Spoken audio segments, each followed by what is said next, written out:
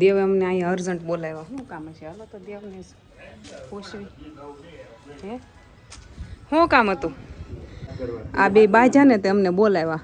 એમાં એવું છે, આ વડાપાવ છે ને રાજ એમ કહે છે કાંક અલગ છે, ફેમસ, સુરતના ફેમસ છે, તે લઈને તો જે દ્વારકાધીશ કેમ છો? આવી જાવ તમે પણ નાય પાણી જો હું મારી મમ્મી નાય પાણી પીવી છે કા? હા આવો.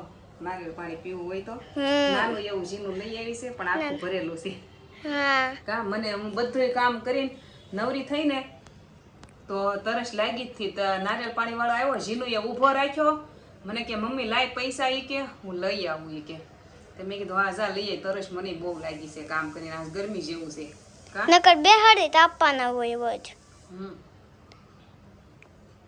બહુ મસ્ત ગળું ગળું છે. મારે પીવું છે. મને એમ કહેતા હતા કે નારિયેળ પાણી અત્યારે ન પીવાય, ડિલિવરી થઈ જાય તો એ પીવાય, અત્યારે ટાઢા પડે. પણ આ કાંઈ આખો દી ન પીધા કરવાનું હોય. આ કેટલું ગળું પાણી આવે ખબર તમને? પછી પીવાનું મન ન થાય. આમાં કાંઈ ઝાઝું ન આવે, કળશો ભરીને પાછો અડધો ગ્લાસ જ આવે, એટલે પીવાય. પીવા દે ને. પીવું છે. કેવું લાગ્યું? નળે અંદર રાખ ખરખી. મમતા જો સાજ ભરી છે આમાં, અને મઠનું શાક આમાં પેક કરી દીધું છે. મારે તો રોટલો ખાવો તો જો રોટલી નહોતી ખાવી, રોટલો કર્યો. રોટલા નાખ્યો ને તે અહીંથી કાંક ઉડી ગયું. જો મઠનું શાક, છાશ. ગળું દુખે છે પણ થોડીક છાશ ખાવ, ઠંડી નથી ને એટલે, નકર ગળે નહીં ઉતરે. મેં કીધું હાલો આવી જાઉં જમવા. એકલી શું જમવામાં, બીજું તો કોણ હોય રોજ શોધવા કા? કોઈ હોય નહીં. નાસ્તો કામ બેસ ગયા છે. કાલ વિડીયોમાં એમ કહેતા હતા કે બહારનું બહુ ખાતા નહીં, તબિયત ખરાબ થઈ ગઈ છે તો ધ્યાન રાખજો. બહારનું બહુ ખાવશું, પણ હું બહુ તો નથી ખાતી. બપોરે અને સાંજે રોટલો ખાવાનું મેં રાખ્યું છે. પણ ક્યારેક છે ને વશમાં રાજ કંઈક નાસ્તો કે એવું લઈને આવે ને તો થોડોક હું ખાઉં. પછી હવે રાજ લઈને આવે અને હું બતાવ્યા વગર, વિડીયો બતાવ્યા વગર ખાઈ લઉં તો કોઈને ખબર પડે હે? પણ હું એવું નહીં કરું. જો રાજ વડાપાવ લઈને આવ્યા છે. એમાં એવું છે, આ વડાપાવ છે ને રાજ એમ કહે છે કાંક અલગ છે, ફેમસ, સુરતના ફેમસ છે, તે લઈને આવ્યા. ક્યારના ફેમસ છે? વૈશાલીના વડાપાવ કોણે કોણે ખાધા છે કહેજો. તો જો એ આ તમને ચાર બતાવી છે, તમે એમ નહીં કહેતા કે આ ભાવ બધા ખાઈ જાહે, પણ આમાં મમતાની એનાય છે, એ લેતા આવ્યા કા?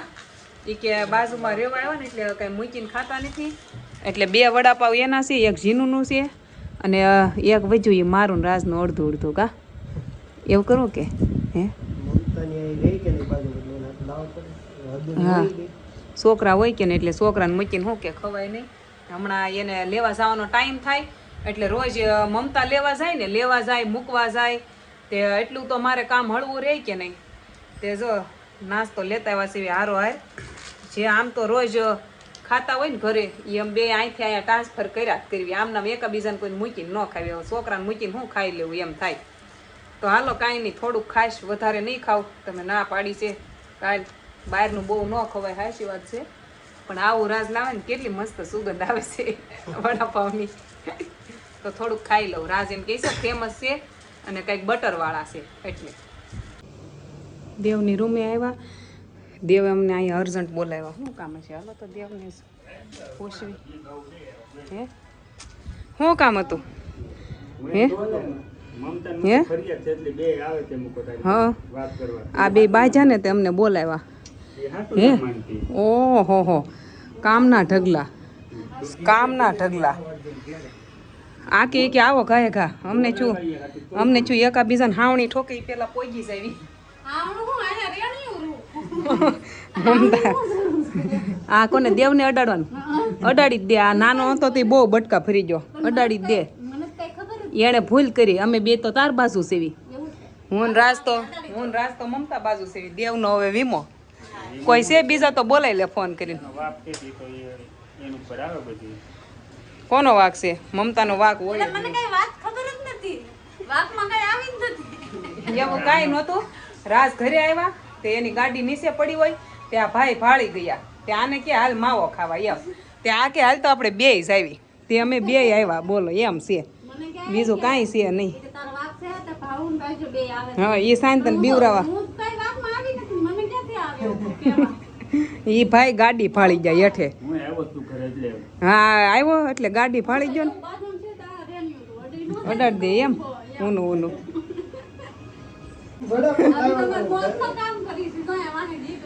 વાહે ગીત વાગે ને એમ. ઈ આ બોરા હતા કે ને ગાડીમાં રાજના ગાડીમાં ત્યાં ભાળી ગયો એને ખબર પડી ગઈ ઈ કે રાજ જો ઘરે લાગે છે ઈ કે ફોન કર્યો આને તે અમે બરોબર એને હાટું ઓલા વડાપાવ અલગથી લાવ્યા હતા ત્યાં કે હાલ આપણે દેતા આવી અને ઈ કે ઘેરે જાતા આવી દેવ આવ્યો છે ને એટલે કે માવો ખાઈને પછી કે હું વહી જઈશ એમ. તે મેં કીધું હાલો આપણે એમ કેવી કે બા જાય એમ. વડાપાવ ખાવું ઊભો થા હાલો હાલો હાલો. દેવ ને મમતા જાય છે ફરવા કા અને આને તમારી જવું છે આને જો આ માલ નાખવા જવાનું છે સચિન કા સચિન જવું ને જીનો એક વાત કહું તાર પપ્પા આવ્યા હતા ઘરે તો તાર હાટું કાંઈક લાવ્યા છે આંખો બંધ કરી દે હાલ આંખ બંધ કરી દે જાયો પાછળ હતાડીને રાખ્યું તું આંખ બંધ રાખજો જીનો ખોલ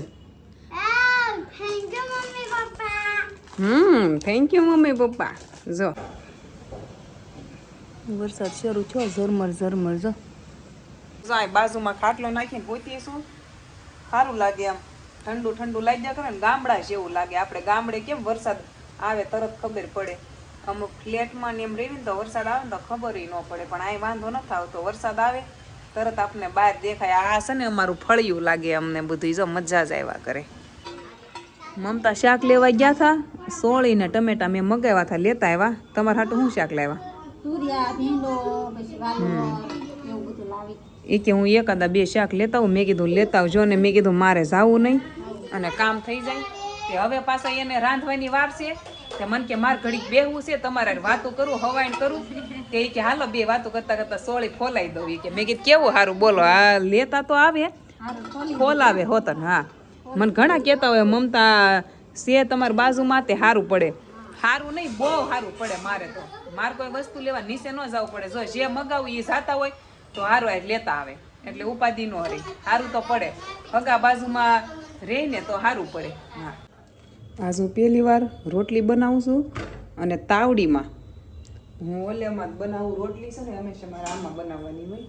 આમાં જ મને આવડે છે તાવડીમાં નથી આવડતી બનાવતા તો મેં કીધું શીખું કેમ કે મેં ગામડી તે હું આમાં ન બનાવું. ચૂલા ઉપર બનાવવાની થાય ને ત્યારે બહુ મુશ્કેલથી બનાવું ને મેં કીધું લાઈને બનાવું શીખું કેમ થાય છે રોટલી બને છે કે નહીં એમ. સેવ ટમેટાનું શાક છે અમારા મકાન માલિકે આપ્યું. બટેકાનું શાક છે મમતાએ આપ્યું એટલે અમે શાક કર્યું જ નથી હાલી જાય એમ. જો રોટલી છે દૂધ છે અને બે શાક ભેગા થાય એટલું તો અમારે આરામથી થઈ જાય. હાલો ખાઈ લઈએ. હા બસ લઈ લીધું.